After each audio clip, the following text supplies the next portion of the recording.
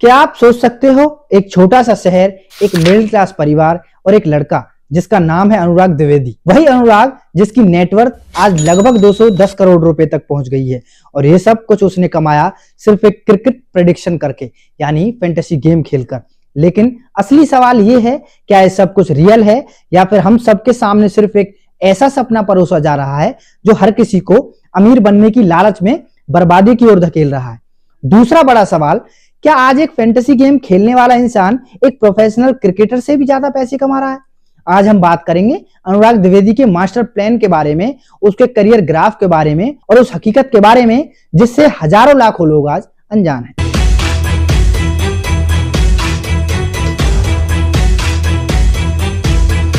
Wake up to reality. कहानी शुरू होती है 13 सितंबर 1999 को उत्तर प्रदेश के उन्नाव जिले के नवाबगंज में, जहां एक मिडिल क्लास परिवार में अनुराग का जन्म हुआ। बचपन से ही क्रिकेट के प्रति उसका गहरा लगाव था। एक बार उनके पिताजी मोबाइल पर किसी रिश्तेदार से क्रिकेट पर चर्चा कर रहे थे, वहीं अनुराग उनकी सारी बातें सुन रहा था। अनुराग ने क्रिकेट का पागलपन उनके चेहरे पर देखा। तभी से अनुराग ने क्रिकेट में दिलचस्पी लेना शुरू कर दिया और धीरे धीरे इतना एक्सपर्ट हो गया कि कौन सा प्लेयर किस पिच पर कैसा प्रदर्शन करेगा ये भी अनुमान लगाने लगा। 2013 में उसने पहली बार सट्टेबाजी की दुनिया में कदम रखा। 50 रुपए से शुरू किया और धीरे धीरे लाखों तक पहुंच गया, लेकिन वो पैसे उसके हाथ में कभी आए ही नहीं। मैंने 50 रुपए से शुरू करके 2014 मैंने 2.5-3 लाख रुपए कमाए, लेकिन मुझे पैसा नहीं मिला। इसके बाद उन्होंने गलत रास्ते को चुन लिया, घर से चोरी करना, चाचा की चेन चुराना, यहाँ तक कि पिताजी की मेहनत की कमाई भी उसने सट्टेबाजी में गवा दी। ये सब उसके पिताजी को जब पता चला तो उन्होंने उससे कहा, अगर ये गलती तुमने दोबारा की तो तुम मेरा मुंह देखोगे। ये शब्द अनुराग के दिल में चुभ गए। यहीं से उसकी जिंदगी ने एक नई दिशा पकड़ी और उसके बाद 2017 में उसके एक दोस्त संजीव ने बताया कि उनके ही एक दोस्त ने फैंटेसी गेम खेलकर लगभग 150 रुपए कमाए। अनुराग ने अपने क्रिकेट स्किल्स को अब इस दिशा में इस्तेमाल करना शुरू किया और मात्र 6 ही मैचों में 300 रुपए से 3.5 लाख रुपए कमा लिए। 6 मैच में 300 से 3.5 लाख रुपए कमाए। अच्छा, हाँ।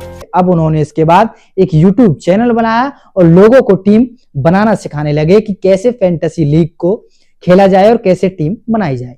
लेकिन यहीं से शुरू होती है एक बड़ी बहस, क्या अनुराग की वजह से लाखों लोगों की जिंदगी संवरी या फिर उनकी जिंदगी बर्बाद हो गई? क्योंकि जहां एक और कुछ लोगों ने पैसे कमाए, वहीं हजारों लोग अपनी सेविंग्स, कर्ज, यहां तक कि अपने परिवार को भी गवा बैठे।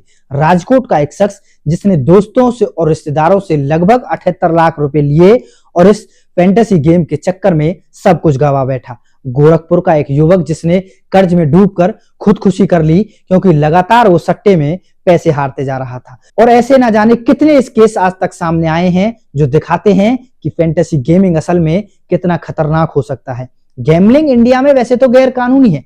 पब्लिक गैम्बलिंग एक्ट 1867 और आईपीसी की धारा 294A इसके खिलाफ है, लेकिन लूप होल्स का इस्तेमाल करके इन एप्स को स्किल बेस्ड गेम बताकर लीगल बना दिया गया, यानी कि कोई भी आदमी इनको लीगल बेसिस पर अब खेल सकता है। सवाल उठता है, अगर ताश के पत्ते फेंकना स्किल है तो क्या उसे लीगल कर दिया जाए? अब बात करते हैं अनुराग द्विवेदी की विनिंग की। पिछले 6 सालों में उन्होंने फैंटेसी गेमिंग से लगभग 52 करोड़ रुपए कमाए और ऑनलाइन यूट्यूब चैनल और स्पॉन्सरशिप से कुल मिलाकर 30 करोड़ रुपए से ज्यादा कमाए और कुल मिलाकर इन सब का टोटल हुआ 82 करोड़ रुपए की कमाई लगभग पिछले 6 सालों में अनुराग द्विवेदी ने की। तो winning more than 52 crore, 55 crore, और अगर आप अर्निंग का देखो 30 करोड़। आज उनके पास BMW Z4, मर्सिडीज और लैम्बोर्गिनी जैसी बड़ी बड़ी गाड़ियां हैं। उनका कहना है कि अगर आज एक फैंटेसी प्लेयर एक क्रिकेटर से ज्यादा कमा सकता है, लेकिन सच्चाई यह है कि बहुत से लोग केवल नुकसान उठाते हैं, यानी कि ज्यादातर लोग नुकसान उठाते हैं, बहुत से कम लोग स्किल्स का यूज करके पैसे कमा पाते हैं। YouTube चैनल पर दिखाए गए विनिंग स्क्रीनशॉट रियल होते हैं, पर हारने वाले लोगों की कोई चर्चा नहीं करता है। अनुराग ने एक पॉडकास्ट में यह भी बताया कि आईपीएल के एक सीजन में वो रोजाना लगभग 30 लाख रुपए तक कमा लेते हैं। आईपीएल टाइम पे तो आप 30 लाख मिनिमम रख लो पर डे की। लेकिन ये पैसा कहां से आता है? आम आदमी की जेब से। जब आप कोई भी टीम बनाते हो तो आपको लगता है कि आपने सही प्लेयर चुने और आप ये लीग जीत जाओगे, लेकिन मैदान में एक कैच छूटता है और आपके लगभग 10,000 रुपए डूब जाते हैं। उसी समय अनुराग द्विवेदी या उसके जैसे दूसरे प्लेयर्स उसी गलती से लाखों रुपए बना रहे होते हैं। यही है फैंटेसी गेमिंग की हकीकत। इंडिया में करोड़ों लोग आज ड्रीम 11, MPL, माई 11 सर्कल जैसे एप्स पर टीम बना रहे हैं, लेकिन क्या हम इसे एक नई तरह की लॉटरी समझ सकते हैं? फर्क बस इतना है कि इसे स्मार्टफोन में खेला जा रहा है और कानून उसे छू नहीं पाता। आखिर में सवाल उठता है, क्या अनुराग द्विवेदी की सफलता प्रेरणादायक है या फिर सिस्टमेटिक हाइप है?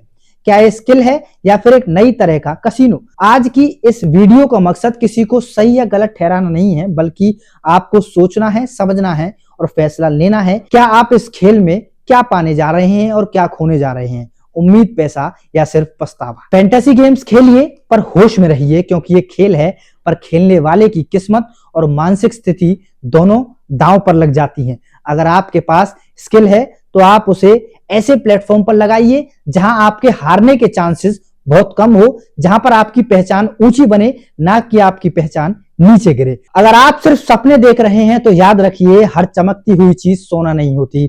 इसी के साथ ये कहानी समाप्त होती है। ये केवल एक कहानी नहीं थी, ये सीख है उन लोगों के लिए जो बिना बताए वो कदम उठा लेते हैं जिनके वो लायक ही नहीं है। और आपसे गुजारिश करता हूं कि मंथन स्टोरीज की वीडियोस को लाइक करना ना भूलें और चैनल को सब्सक्राइब जरूर कीजिएगा। Thank you so much.